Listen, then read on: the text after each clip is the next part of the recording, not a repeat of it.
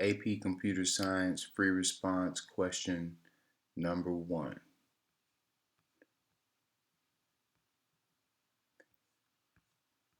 So quickly I can look at this problem and see that they're highlighting the constructor for download info, and they're letting me know that there is a title that I can get title, and there's a function called void increment times downloaded.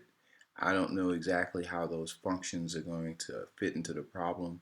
I'm just quickly reading some things here to see what it is that they're asking me to write. So it looks like they've given me a class right here, but there's nothing specified that I will have to write. So I'll probably end up using these highlighted sections at some point in my solution.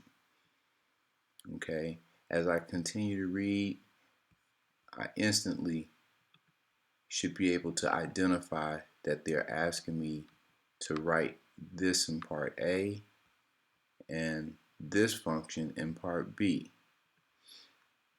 So this function part in part A, I know that they're giving me a title on input, and somehow or another I have to process and return a download info object.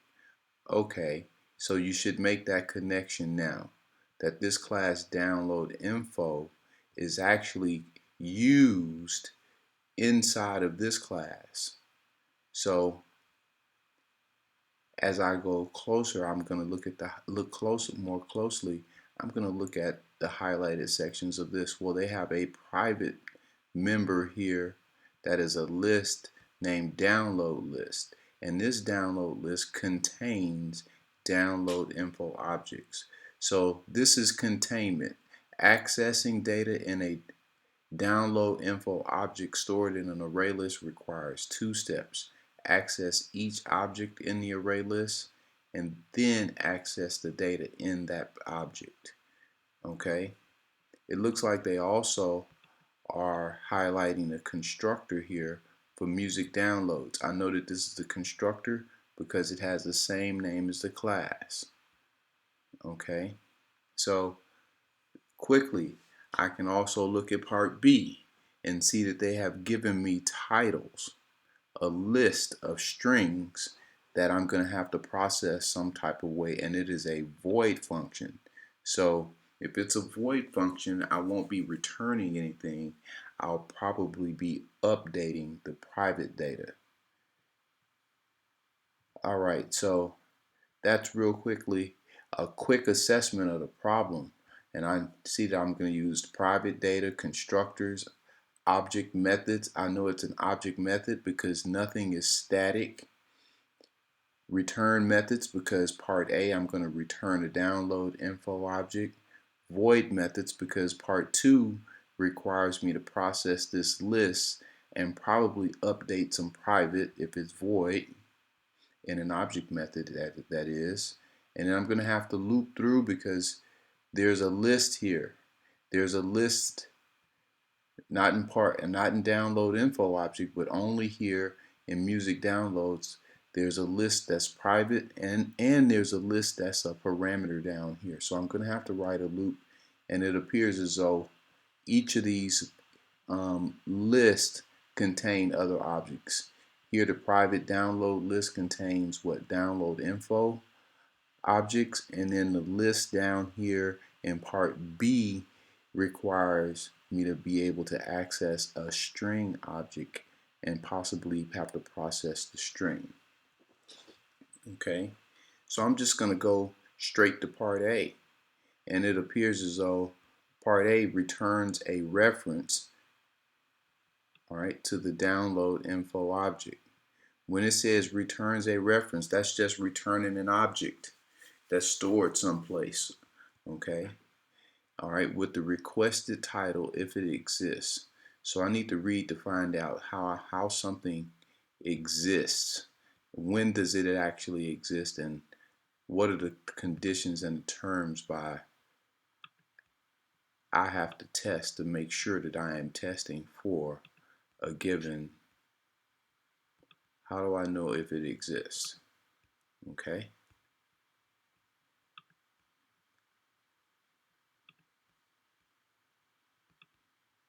if it exists. All right, so at return, it says a reference to the download info object with the title that matches the parameter title if it exists in the list. Null otherwise. So that appears to be pretty straightforward. I have to actually access each element. Okay, I have to if it exists, then it has to exist in this class in the private download list. Okay, and I'm going to simply loop through this download list, and I'm going to have to check to see if this title matches any of the downloads.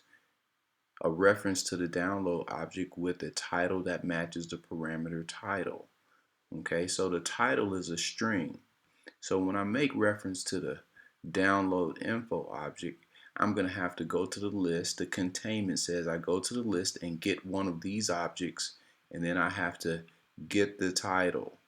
And that's going to help me determine by comparison if the title that's provided me in part A here, the string title, matches the title from the download info object that I am getting from the list. And it by statement here it says that if the title matches the parameter in the list, just return that particular object. And if I process the entire list, I'll return null if I don't find that inside of the list. Okay, so in part B, it looks like they give me a list. What do they want me to do with this list? It says it updates download list with the information from titles. So they give me a list of titles, and we want to go up to download list and update that list. Okay, when we finish, there are no duplicate values in the list. No entries were removed from the list. That's no action. All songs in a title represented the download list. Okay, that's really no particular action. But it says for each existing entry in the download list, the download count is increased by the number of times the title appears in titles. Okay, the order of download list is not changed. It says the first time an object with a title from titles is added to the download list, it is added to the end of the list. Okay. New entries appear in the same order, and for each entry in the list, each new entry in the list, the download count is equal to the number of times it appears in titles. Okay? So, however many times it appears in titles, all right, for any new entry, that's how many times it should actually appear, or what the download count should be in the actual download list for that particular object. Okay, so that appears as though I need to go through every item in this titles, get the string value, and check to see if that particular string matches a title from the download list. And if it does, I'll just add one. I'll increase the number of times the title appears by one. And if it doesn't appear, if I get to the end and none of those items match title, then I'm going to add it to the end of the list. Okay, so that's pretty straightforward. I have an algorithm here that I can actually kind of understand. So here I've kind of helped you out a little bit, and I've given you the information that I've been speaking about in terms of my algorithm. For this first function in part A, I'm going to be given a title. This method returns a download info object. So declare. So I'm going to say download info. I'm going to call it result because I'm going to return this. Right now it's going to be equal to null. Okay, and we're going to be explicit about that. We're going to go ahead and say equals to null. We don't really have to say that, but to be explicit, we'll assign it null as default value, and we'll process until we know how to instantiate this And when we do, we'll return it. So how do we know how to instantiate it? It says we need to access each element in the list. Okay, and as we go through this list, we're going to go to the download object, get the title. This is the containment. Get the title, and then check the title to see if it's equal to our string title that's provided here on input. Okay, for integer I is equal to 0 and I is less than download list dot size, because it is a list, I plus plus.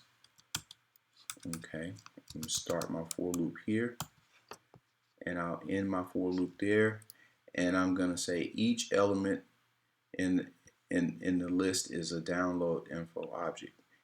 Okay, so I'm just gonna get that element to be explicit so everyone can understand. I'm gonna call it dload. It's equal to download list dot get the object at position I. That goes to the list. This is the first step of containment. We go to the list and we get something from the list. Well, this download list contains download info objects. So I'm going to have to store it in an object. I'm calling it dload. And I'm going to get the title of the object. The title is a string. I'm going to call it oTitle. Object title. For object title, I'm just going to say dload dot get, and if you don't remember, you can always pan back. Say, oh, it's get title. Get title. All right, and that gets the title of the actual object at the current position. And now I just have to check to see if what the title that's provided to me as a parameter, if this dot compare to, and I want to compare it to oTitle, which is the title that I just extracted from the current object in the list. If I compare to and they are equal to 0, that means that they're equal. Now I could have just as well used equals here, but I want to practice using compare to because I'm comparing two strings. So if this is true, what do the instructions say? If they're equal, just return that object. I'm going to return dload. Now, if I actually process the entire list and I never return any object and I get to the end of the loop, I'll simply return null, because that means that that particular title did not exist inside of the download for object. Now, I actually return dload here.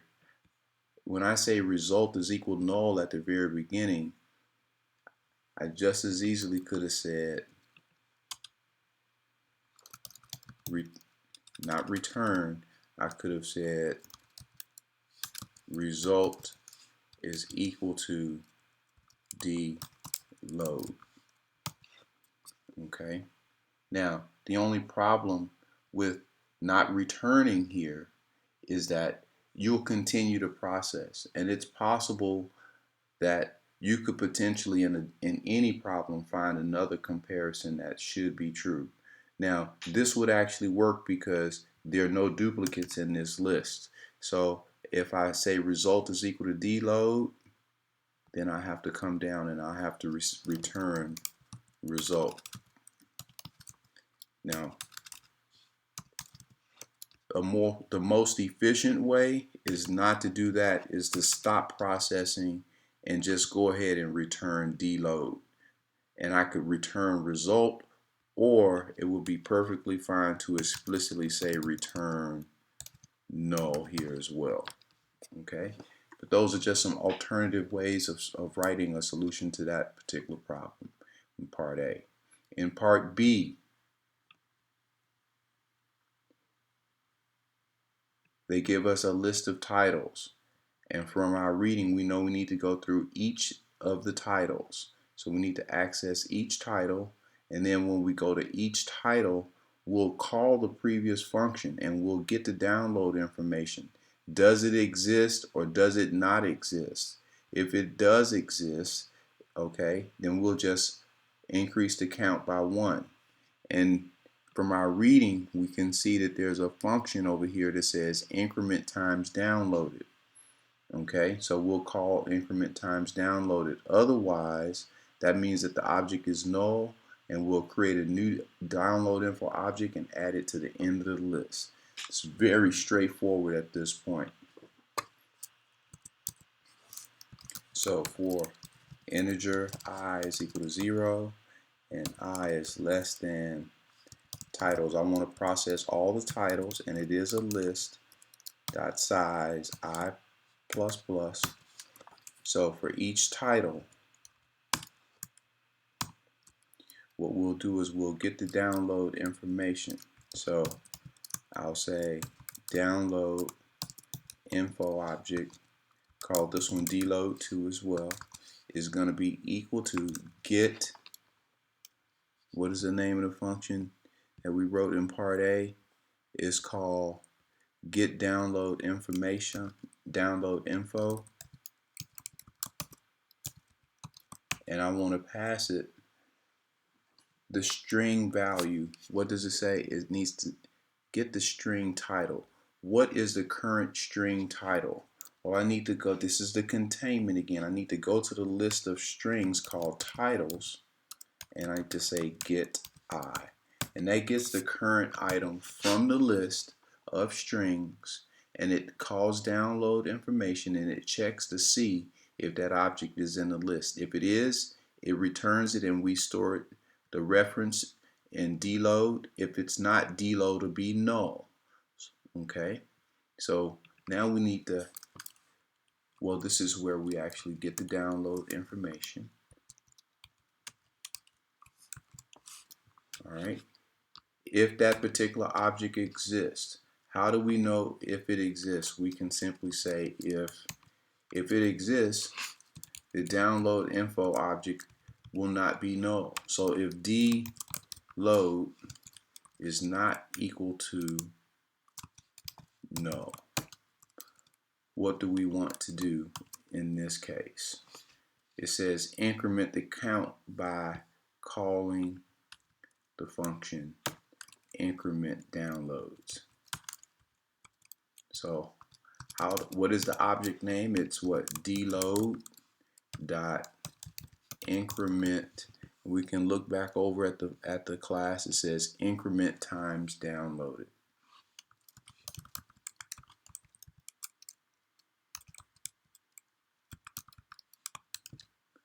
All right, so that happens only if it's not equal to null. Okay, if it is null, then we'll have to create a new object, and then we'll add that new object to the end of the list. So this is for every item in the list of strings that are provided. So otherwise, we want to do what? We want to go to our list, our download list dot add. We're going to add to the end of the list, and what are we going to add? I'm going to be explicit here. I could do this in one step, but you know that I have a download info object already, okay, that I checked to see when I did a get download info object. But this dload is telling me that it's not in the list now, and at this point I know that dload was null. So that means I need to create a new object, okay, with this new title. So it's called download info. I'm gonna call it in item for new item, and that's just going to be equal to a new download info object. And how do I create a download info object? I look up at this constructor, and I have to give it a title. So what is the title? Well, the title is the current title that I just retrieved from the list, this get I. So I'm going to use that get I which is the current string, and I'm going to create a new download info object. All right. And once I create that object, I can simply add in item to the end of the list. Okay, and I have successfully traversed the entire list of titles, and I've checked to see if each one of those string titles exists in the actual download list. If it doesn't, then I am creating a new item and adding it to the end of the list. If it does exist, then I'm just using that object and call increment times downloaded. Good luck, and hopefully this helped. Make sure that you refer back over to this list of fundamentals that are included and required for you to actually be able to articulate and understand and interpret, assess, analyze in this problem, implement the solution over here in code. Good luck.